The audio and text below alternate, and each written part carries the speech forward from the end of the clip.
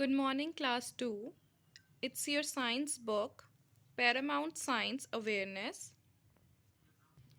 Today we will start a new chapter, lesson number 2, Investigating Plants, page number 6. So in this chapter, we will discuss about the plants, different parts of the plants and their functioning, and why plants are very important for our living. So let's get started.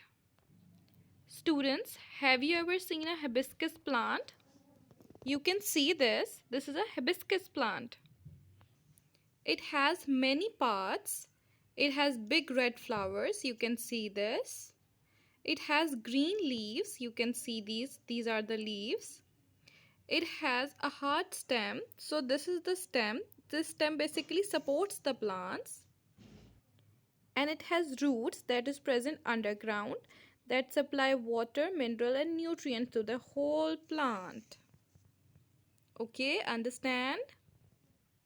So now we will discuss different parts of plants.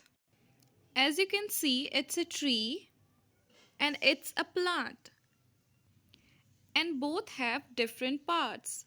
Tree contains flowers, branches, leaves and trunk and roots. Roots supply water and minerals to the trees. Trunk is the hard stem that supports the tree. There are branches and on branches there are leaves and flowers. Now in case of plants, there are roots that supply nutrient, minerals and water to the whole plant that is very necessary for its growth. And there is stem. Here you can see this. This stem supports the plant to stood up. There are leaves. As you can see, these are the leaves. There are flowers and bud present on the plant. So students, now we will discuss these parts of plants in little detail. Now tell me, what are these? What are you seeing? These are the roots. Roots are present underground, beneath the soil. So this is the portion of soil and these are the roots. Roots are very important for the plants. Roots grow down into the soil. Here you can see it. Roots take water, minerals and nutrients from the soil and then supply it to the whole plant. Roots have many small branches. Here you can see this. The root begins from here and then splits into many branches. Here you can see this. So that's why roots are very important. Now we will discuss about stem and the trunk. The stem is between the roots and the leaves. Some plants have soft stems while others have hard. So those hard stems are known as trunks and trunks are present in the trees.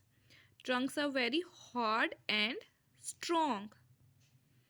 And these stems and trunks supports the whole plant and is present above the soil.